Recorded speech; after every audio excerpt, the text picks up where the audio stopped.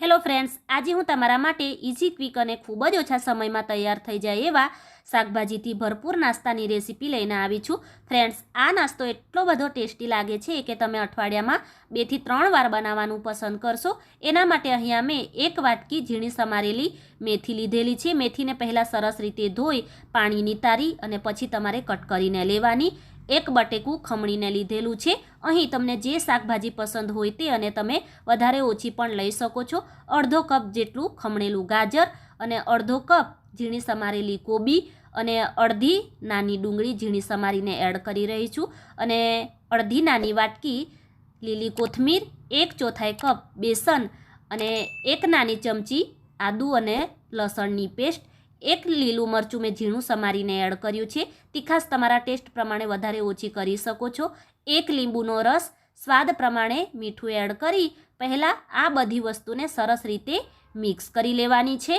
બધી વસ્તુ સરસ રીતે મેં મિક્સ કરી લીધેલી છે. હવે 1 કપ ઝીણો રવો એડ કરી રહી છું. જો તમારી પાસે ટાઈમ હોય તો તમે 1 કપ પલાળેલા ચોખાને પીસીને પણ આ નાસ્તો બનાવી શકો છો. પરંતુ રવાથી આ નાસ્તો ખૂબ જ ઓછા સમયમાં તૈયાર થઈ જાય છે. રવાને પહેલાં શાકભાજી સાથે મિક્સ કરી પછી એમાં આપણે આ રીતે થોડું થોડું કરી પાણી એડ કરી અને આ રીતેનું મીડિયમ થીક એવું એનું આપણે બેટર તૈયાર કરવાનું છે. બહુ પતલું પણ નહીં અને બહુ જાડું પણ નહીં. તો આ રીતેનું બેટર તૈયાર થઈ જાય પછી 1 મોટી ચમચી ગરમ કરેલા તેલમાં અડધી નાની ચમચી રાઈ, 1 ચમચી જીરું, 2 ચપટી જેટલી હિંગ અને 1 મોટી ચમચી સફેદ તલ એડ કરીશું. તલ તમે જરૂરથી એડ કરજો, એનો ટેસ્ટ બહુ સરસ એવો આવે છે. સરસ રીતે મિક્સ કરી અને એને બેટરમાં એડ કરી સરસ રીતે એને મિક્સ કરી લઈશું. સરસ રીતે મિક્સ થઈ જાય એટલે એને આપણે 5 મિનિટ માટે સેટ થવા માટે રાખી દઈશું કે જેથી રવો સરસ રીતે ફૂલી જાય. પછી એમાં આપણે અડધી નાની ચમચી ઈનો અને ઈનોને એક્ટિવેટ કરવા માટે 2 ચમચી કે પછી જરૂરિયાત પ્રમાણે પાણી એડ કરી સરસ રીતે મિક્સ કરી લઈશું. અને મીડિયમ થીક એવું એનું આપણે આ રીતેનું બેટર તૈયાર કરવાનું છે. બહુ પતલું પણ નહીં અને બહુ જાડું પણ નહીં.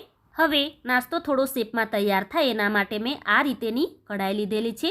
જો તમારી પાસે પેન હોય તો પેન કે તમે તવા પર પણ આ નાસ્તો બનાવી શકો છો.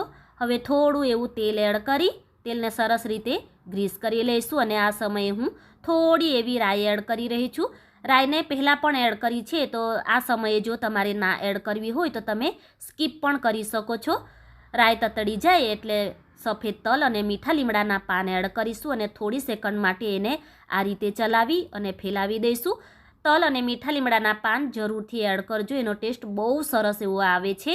હવે કઢાઈ કે પેનમાં જેટલું બેટર આવે એટલું 2 થી 3 મોટા ચમચા જેટલું એડ કરી અને સરસ રીતે ફેલાવી અને થોડો થીક એવો જ આ નાસ્તો બનાવવાનો છે. બહુ પતલો એવો નથી બનાવવાનો. તો આ રીતે સરસ રીતે ફેલાવી સેટ કરી ઢાંકણ ઢાંકી અને મીડિયમ ટુ લો ફ્લેમ પર 3 મિનિટ માટે એને પકવી લઈશું. તો 3 મિનિટમાં આ રીતે ઉપરથી સરસ રીતે ડ્રાય થઈ જાય એટલે તમારે આ રીતે થોડું એવું તેલ લગાવી દેવાનું. પલટાવી દઈશું અને આ સાઈડ પણ આપણે 2 મિનિટ જેવું એને પકવી લઈશું. તો શાકભાજીથી ભરપૂર છે, હેલ્ધી છે અને ટેસ્ટી પણ લાગે છે. તમે ચોક્કસ બનાવજો, તમને 100% પસંદ આવશે. તો આ સાઈડ પણ સરસ રીતે પાકી ગયું છે તો એને એક પ્લેટમાં કાઢી લઈશ. તો આવી જ રીતે મેં બધો જ નાસ્તો તૈયાર કરી લીધેલો છે અને બાળકોને પણ તમે લંચ બોક્સમાં આપી શકો છો. તો સવારની ભાગદોડમાં તમે આ નાસ્તો ઇઝીલી બનાવી શકો છો. અંદરથી પણ સરસ રીતે પાકી ગયો છે. કોઈ પણ ચટણી કે સોસની સાથે તમે સર્વ કરી શકો છો. આજની રેસીપી કેવી લાગી કોમેન્ટ કરી, લાઇક, શેર કરી ચેનલને સબસ્ક્રાઈબ કરવાનું બિલકુલ પણ ભૂલતા નહીં.